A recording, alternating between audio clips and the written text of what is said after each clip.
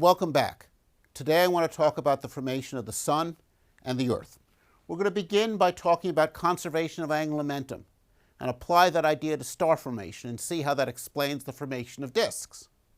Then look at how the protoplanetary disk evolves, how particles are accumulated into planetesimals and then into planets. And then we'll turn and look at the diversity of planetary systems and see how this process produces planets as varied as Mercury and Jupiter. So let's start where stars form. Stars form in molecular clouds. Molecular clouds are very large collections of molecules and dust. Typical molecular cloud might have a mass of 1,000,000 times the mass of the Sun and be a nursery in which about 1% or 2% of that molecular gas is converted into new stars. And we can see here in this Spitzer telescope image young stars forming out of a molecular cloud. Now these molecular clouds themselves primarily lie in the spiral arms of galaxies. And here's a nearby galaxy, NGC 3559, one that looks broadly like our own, and most of the star formation is taking place in the spiral arms. I should show you a picture of our own galaxy. And since we live in our galaxy, we see an image of our galaxy that looks like this. This is an infrared image of our galaxy. What we see here are the old stars in the galaxy's bulge. And this orange region is where there's a lot of dust. And we're seeing the dust, and also this is where the molecular gas is, in the thin disk of our galaxy. And that's where star formation takes place. Here is a face-on model of our galaxy. Our galaxy in the center is actually bar-shaped. And then there are spiral arms coming off the bar. And we live here between some of the spiral arms. Our Sun likely formed out of a molecular cloud in one of the nearby spiral arms. So what happens when we form a star out of a molecular cloud? Well, stars don't form in isolation. Stars tend to form in what are called open clusters. And this is one of the nearby open clusters, a cluster called the Pleiades. And the Pleiades are a collection of young stars very close to the Sun. And if you live in the northern hemisphere, you can go out and look at the Pleiades. Here's the Orion constellation. There's Orion's belt. This is Taurus the Bull, that V-shaped constellation here. Look from Orion's belt up towards Aldebaran, the bright star in Taurus, and above it you'll see the Pleiades. Now the Pleiades looks like a collection of about 6 or 7 stars when you look at them with your naked eye that are very close together. But when you look at them with a pair of binoculars, you'll start to see there are tens, and when you look with the telescope, hundreds of stars forming that are formed in the Pleiades. And this is the kind of environment where our Sun formed. Now, what happens when star formation takes place?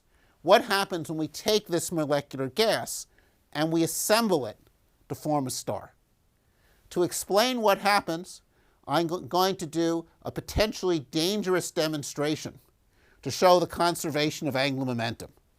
So let's see how this works. Imagine I'm a dense molecular cloud filled with gas and dust. And this dense molecular cloud is slowly spinning. But as it collapses, it starts to spin faster and faster. So angular momentum conservation means when the mass is way out here, I spin slowly. But when it comes in, I spin more rapidly. Let's try that experiment again. See how well we can do this. We'll start out spinning slowly, and then like an ice skater, we spin more quickly as we pull it up. The drag on the chair slows you down a bit. Those of you with who are more ambitious and willing to risk getting injured, you could try doing this at home and check whether angular momentum is indeed conserved. This works even better if you're an ice skater and you try this on ice and you bring the weights in or just even bring your arms in, and you can find yourself spinning faster and faster. So let's put the weights away.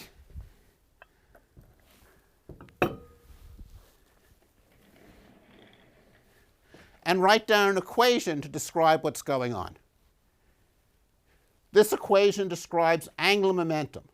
And the angular momentum of the spinning man, or alternatively, the angular momentum of the molecular cloud, or the protoplanetary disk, depends upon the mass times the radius squared, how far out the weights are, times the angular speed. And when I decrease the radius, in order to keep angular momentum conserved, omega goes up. So one of the fundamental properties of nature is that angular momentum is conserved. This is something that actually arises because the laws of physics are the same as I rotate around. And as Emma Noether showed over 100 years ago, if the laws of physics are unchanged under rotation, then angular momentum will be conserved. So that, what do we mean by conservation? We mean that this quantity here stays constant. So if the r gets smaller, omega must increase. If we pull our arms in, we start spinning faster. These laws apply not just to a foolish professor spinning around on a chair. They also apply to clouds of gas collapsing to form stars. So if we have a gas cloud that's slowly rotating when it's large, as it comes in and starts to collapse, it will spin faster and faster. Eventually, as the cloud gets smaller and smaller and collapses to form a star, the material will end up spinning quite rapidly and settle into a disk. So an inevitable byproduct of angular momentum conservation and forming stars out of collapsing clouds is that the star will be surrounded by a disk after it collapses. So now we're applying this to stars. Here's a law of angular momentum conservation. And here's our slowly rotating cloud. And as that slowly rotating cloud collapses, it will form a disk of gas and dust around the collapsing protostar. And this picture here is the basic picture you should have of a young forming star.